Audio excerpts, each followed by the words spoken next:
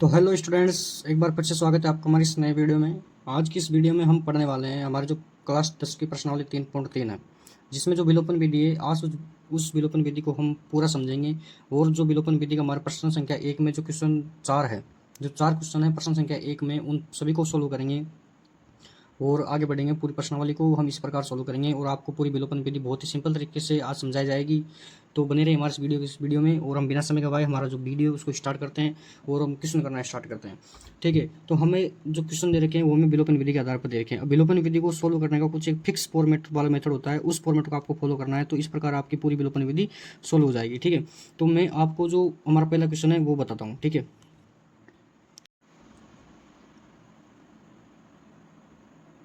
हमारा जो question number में दिया गया है वो इस प्रकार दिया गया है। हम क्वेश्चन नंबर 1 में हमें दो समीकरण दिए गए, उन दोनों समीकरणों को हमको विलोपन विधि से सोल्व करना है। विलोपन विधि को सोल्व करने के लिए देखो हमारे पास एक फिक्स फॉर्मेट होता है, वो इस प्रकार का होता है। जो हमें यहाँ पे एक्स और प्लस वाई दो समीकरण ये हमें दे रखी है वाली, मतलब पहली समीकरण ये और दूसरी समीकरण ये। ठीक है, तो हमें क्या करना होता है, या तो एक्स का गुणांक दोनों समीकरण में सेम बनाना होता है, या फिर वाई का गुणांक सेम बनाना होता है। ठीक है, तो फिर इस प्रकार हम देखो ऊपर नीचे वाले में 2 है और इधर 3 है, तो हम इसे या तो -3 से गुणा कर दे या फिर +2 से गुणा कर दे। इस प्रकार हमारा जो समीकरण 1 और समीकरण 2 है उनमें एक्स एक्स का चर या वाई वाई का चर, वाई वाई का गुणांक समान हो जाएगा। ठीक है, तो हम जो हमारी समीकरण है, समीकरण 1 इसको नाम दे देते हैं, उसको देते हैं समीकरण 2। ठीक है, अब समीकरण 1 को हम करते हैं 2 से गुणा।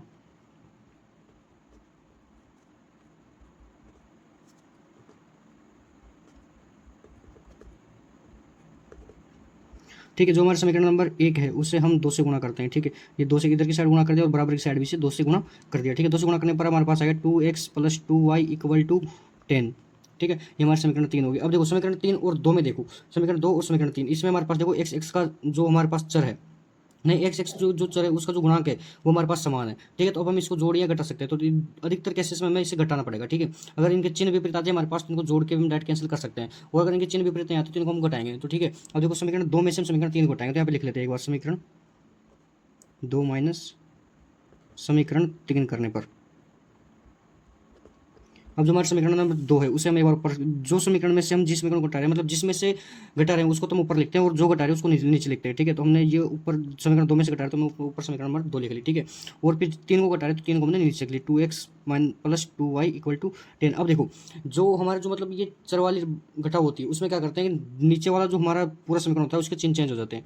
चिन्ह चेंज कैसे होते हैं, देखो जो अगर यहाँ पे प्लस है तो माइनस का हो जाएगा, यहाँ पे प्लस का है तो ये भी माइनस का हो जाएगा, ये प्लस का है तो ये भी माइनस का हो जाएगा। ठीक है, अब क्या देखो, प्लस का 2x और माइनस का 2x कैंसिल हो गए, मतलब ये तो कैंसिल हो गए। ठीक है, और ये ऊपर माइनस का 3y और नीचे माइनस का 2y, क्योंकि यहाँ से हमने चिन्ह चेंज कर दिया है, तो माइनस का 3y माइनस का 2y हमारे पास माइनस माइनस ऐड हो गया। तो ठीक है, तो माइनस से माइनस ऐड होता है तो माइनस का चिन्ह आता है, और ये हमारे पास हो गया -5y। ठीक है, और फिर यहाँ पे देखो ये नीचे माइनस का ऊपर प्लस का है, तो माइनस में से प्लस कट जाता है, मैं आपको बताया इस बात का। तो -10 में से 4 गए तो माइनस की संख्या बढ़ी तो माइनस का चिन्ह आएगा, और 10 में से 4 गए तो 6 बचे। ठीक है, और फिर यहाँ से हम y का मान निकाल लेते हैं। y का मान निकाला हमने -6/-5, इधर गुणा में 5 इधर जाके भाग में आ जाएगा। ठीक है, हमने इसको भाग में भेज दिया, और y का मान हमारे पास इस प्रकार आ गया 6/5, क्योंकि माइनस माइनस से कट गया। ठीक है, अब y का मान हमारे पास 6/5 आ गया। अब इस y के मान को हम समीकरण 2, समीकरण 1, 2 या समीकरण 3 किसी भी समीकरण में हम इसको रख सकते हैं। ठीक है, तो हम इसे समीकरण नंबर 3 में रखें।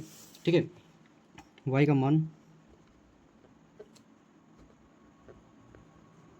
समीकरण 3 में रखने पर, ठीक है, हमारा जो y का मान है, y का मान 6/5 है। हमारा जो समीकरण नंबर 3 है इसको मैं यहाँ पे सोल्व करते हैं। ठीक है, हमारा जो समीकरण नंबर 3 है उसको हम यहाँ पे लिख लेते हैं, 2x + 2y = 10। ठीक है, अब 2x की जगह 2x ऐसे लिख दिया, और 2 की जगह 2, और y की जगह में क्या रखना है 6/5। ठीक है, इधर ले लिया 10।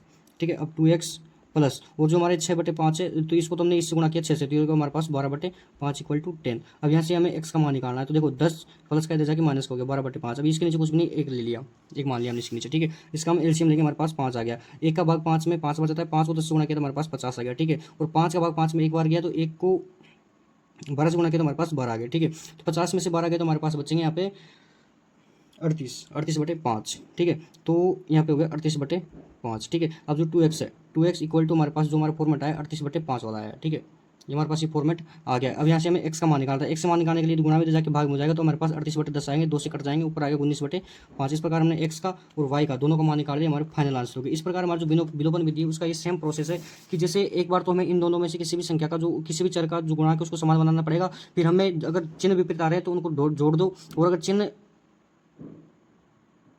अलग अलग आ रहे हैं अगर चिन्ह विपरीत आ रहे थे उनको तो जोड़ दो, चिन्ह सेम आ रहे हैं तो उनको घटा दो। देखो यहाँ पे हमारे पास चिन्ह इसके इसके दोनों के चिन्ह सेम आ रहे थे, ठीक है, तो हमने इसको घटा दिया। अब घटाने के बाद क्या करते हैं, जो नीचे वाली समीकरण होती है उसका हमें चिन्ह चेंज करना होता है, ठीक है, तो हमने इसको चिन्ह चेंज कर दिया और फिर जो हमारे प्लस माइनस का कट गया, और वो जो हमारे जैसे जिस प्रकार समीकरण सोल्व करते हैं उस प्रकार पूरी प्रोसेस को हमने फॉलो किया और इस प्रकार हमारे क्वेश्चन का आंसर आ गया। बढ़ते हमारे नेक्स्ट क्वेश्चन की तरफ।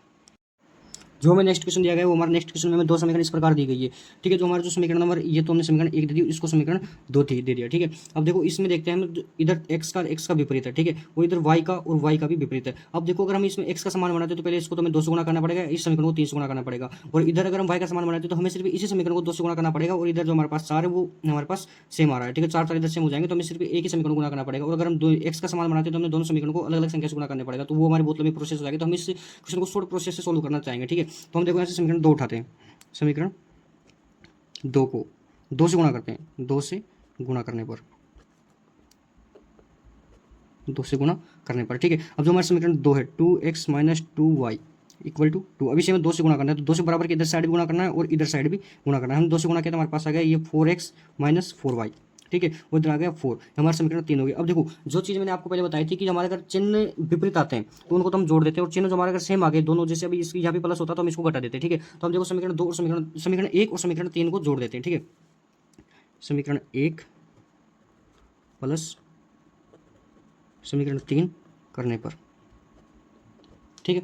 अब जो हमारा समीकरण 1 था वो तो हमारा 3x plus 4y equal to 10। इस बात का विशेष कर ध्यान रखो कि जो आप यहाँ पे लिख रहे हो, जैसे अगर आपने यहाँ पे समीकरण 3 लिख दिया तो समीकरण 3 को ऊपर लिखना है, जैसे आपने फर्स्ट नंबर पे जिस चीज़ को लिखा है उसी समीकरण को ऊपर लिखना है, ठीक है। और जो हमारा समीकरण 3 थी वो है 4x minus 4y equal to 4। अब हमने इसको जोड़ किया है, ठीक है, तो हमें अगर हम समीकरणों को घटाते तो हमें चिन्ह चेंज करने की आवश्यकता होती है, लेकिन अगर समीकरणों को जोड़ते तो उसमें हमें चिन्ह चेंज करने की आवश्यकता नहीं होती। अब देखो यहाँ पे दोनों प्लस के तो हमारे पास प्लस के 4 और 3 7x हो गए, ठीक है, और ये इधर प्लस का ही माइनस के तो कट गए, ठीक है, और इधर देखो 10 और 4 14, ठीक है, हमने यहाँ पे कर लिया, ठीक है। अब यहाँ से हम x का मान निकालते हैं, ठीक है, x का मान निकालने के लिए क्या करते हैं, देखो 14/7, क्योंकि 7 इधर गुणा में तो इधर जाके भाग में जाएगा बराबर की इधर दूसरी साइड जाके, ठीक है, और x का मान हमारे पास यहाँ से आ गया 2। अब x के मान को हम समीकरण 1 2 या 3 किसी भी समीकरण में रख के हम y का मान निकाल सकते हैं। हम समीकरण 3 में x का मान रखते हैं, ठीक है, समीकरण 3 में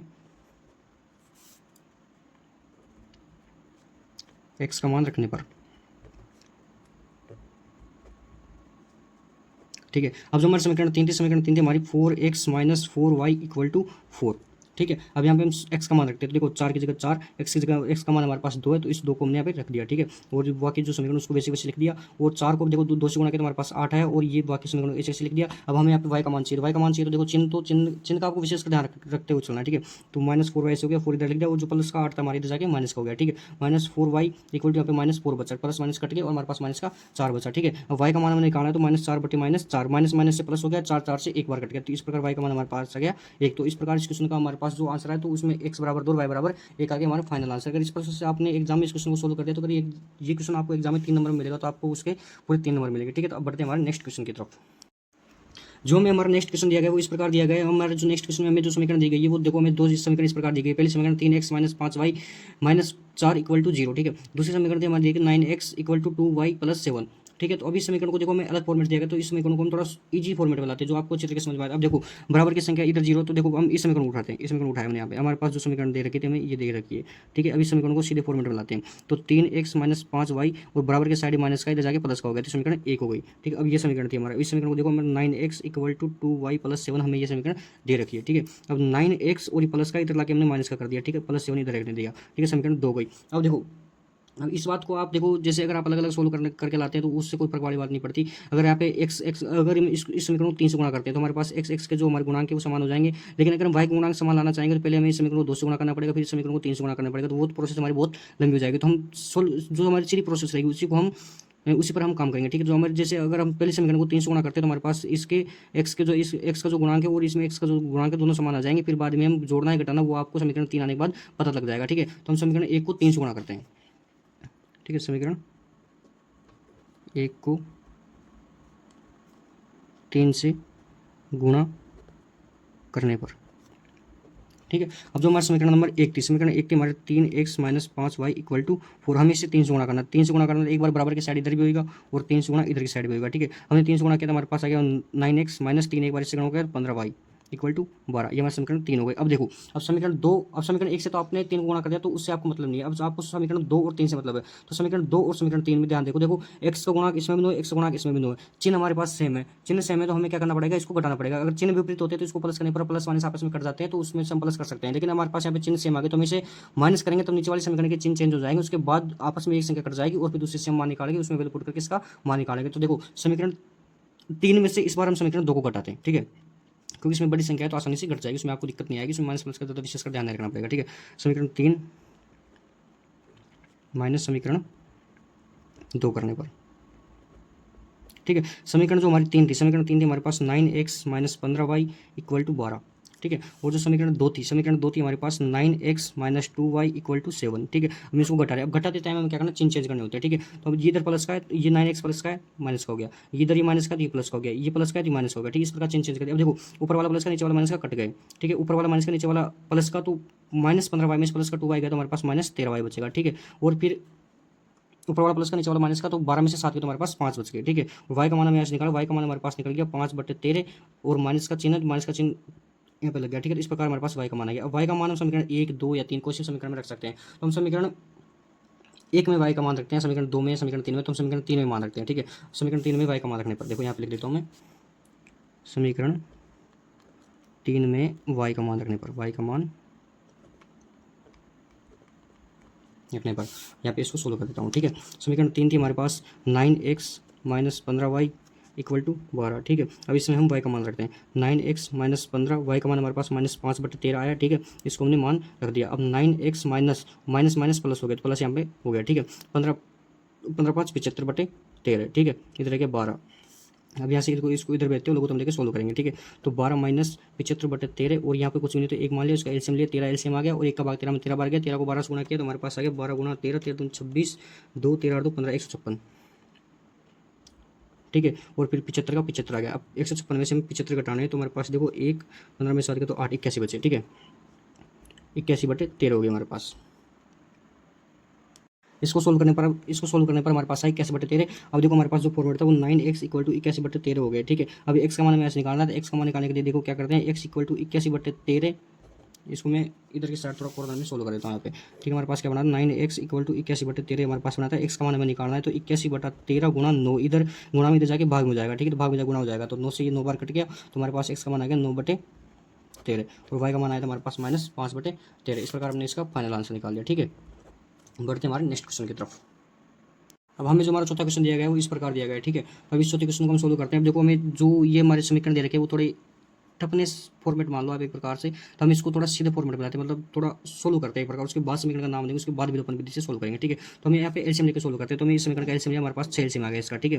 2 का भाग 6 में 3 बार गया, 3 को ऊपर गुणा किया तो 3x आ गया, ठीक है, और फिर प्लस 3 का भाग 6 में 2 बार गया, 2 को ऊपर गुणा किया तो 4y आएगा, ठीक है, इधर -1। अभी इसको हम वज गुणा कर देते हैं, ठीक है, तो 3x plus 4y is equal to -6, इसी तो इधर गुणा करते हैं माइनस आ गया, ये हमारे समीकरण 1 हो गई, ठीक है। इस प्रकार इसको सोल्व करते हैं। देखो यहाँ पे हमने एलसीएम लिया, इसके नीचे कुछ नहीं, एक मान लिया, यहाँ पे हमने 3 एलसीएम इसका आ गया, ठीक है। 1 का भाग 3 में 3 बार गया, 3 को x से गुणा किया तो 3x आ गया, ठीक है, और 3 का भाग 3 में 1 बार गया, 1 को y से गुणा किया तो -y से आ गया, 3 इधर किधर इसको वजह गुणा किया तो हमारे पास 3x minus y equal to 9 आ गया। इस प्रकार समीकरण 2 भी आ गई। अब देखो इसमें आपको गुणा करने की आवश्यकता नहीं है, क्योंकि हमारे पास x का जो गुणांक है वो 3 है, इधर भी x का गुणांक है वो 3 है, तो हम इसको बिना गुणा के डायरेक्ट सोल्व कर सकते हैं, ठीक है। तो अब देखो समीकरण 1 माइनस समीकरण 2 करने पर, माइनस क्यों किया, क्योंकि चिन्ह इसके विपरीत है, नहीं चिन्ह समान है इसलिए हमने इसको माइनस किया, क्योंकि हमें चिन्ह चेंज करने पड़ेंगे, ठीक है। तो समीकरण 1 में से हम समीकरण 2 को घटाते हैं तो समीकरण 1 ऊपर लिखा जाएगा, ठीक है, 3x plus 4y equal to -6, ये हमारा समीकरण 1 हो गई, और 3x minus y equal to 9, ये समीकरण 2 हो गई, ठीक है। इसको हम घटाते हैं तो देखो इधर प्लस का है माइनस का हो गया, ये माइनस का ये प्लस का हो गया, ये जो प्लस का ये माइनस का हो गया, ठीक है, प्लस माइनस कट गए और प्लस प्लस वाई 5y हो गए, ठीक है, इक्वल टू माइनस माइनस के हमारे पास माइनस के 15 हो गए। वाई का मान हमने निकाले, वाई का मान -15/5 और वाई का मान हमारे पास आ गया -3, ठीक है, ये हमारे पास मान आ गया। अब वाई का मान को हम किसी भी समीकरण में रख के इसका मान मतलब आसानी से मान प्राप्त कर सकते हैं। तो वाई का मान समीकरण 2 में रखते हैं या 3 में रखते हैं, तो हम समीकरण 2 में रखते हैं क्योंकि इसमें गुणा करने की आवश्यकता नहीं पड़ेगी हमारे पास। देखो वाई का मान समीकरण 2 में रखने पर, ठीक है। अब समीकरण 2 थी हमारे पास 3x minus y equal to 9, 3x minus की जगह -1 माइनस के साथ पहले था और y का मान हमारे पास -3 था, उसको हमने ऐसे लिख लिया, ठीक है। अब इसको गुणा करके सोल्व करते हैं, माइनस माइनस तो प्लस हो गया और जो हमारे पास ये -3 था, प्लस हो गया 3 ऐसे आ गया, ठीक है 9। अब 3x इक्वल टू 9 माइनस 3 और 3x equal to 6, x equal to 6/3, ठीक है, और x इक्वल टू 2। इस प्रकार हमारे पास x का मान 2 आ गया और y का मान -3 आ गया। इस प्रकार हमारे फाइनल आंसर आ गया। और ये इस प्रकार हमारा जो पहला क्वेश्चन था उसके जो 4 क्वेश्चन थे वो 4 क्वेश्चन कंप्लीट हो गए। मिलते हैं हमारे नेक्स्ट वीडियो के अंदर, जो अगले जो क्वेश्चन हमारे पास 2, 3, 4, जो उसके दो क्वेश्चन के अंदर जो 5 क्वेश्चन है उनको भी हम अगले वीडियो में पढ़ेंगे। इस वीडियो में पढ़ेंगे तो उसमें क्या थोड़ा ज़्यादा टाइम से होगा, वीडियो थोड़ा लंबा हो जाएगा, तो आप टुकड़े टुकड़े में पढ़ोगे। अब आप इनकी प्रैक्टिस कर लिए, तब तक अगला वीडियो आपको अपलोड मिल जाएगा, ठीक है। मिलते हैं नेक्स्ट वीडियो में। Thank you.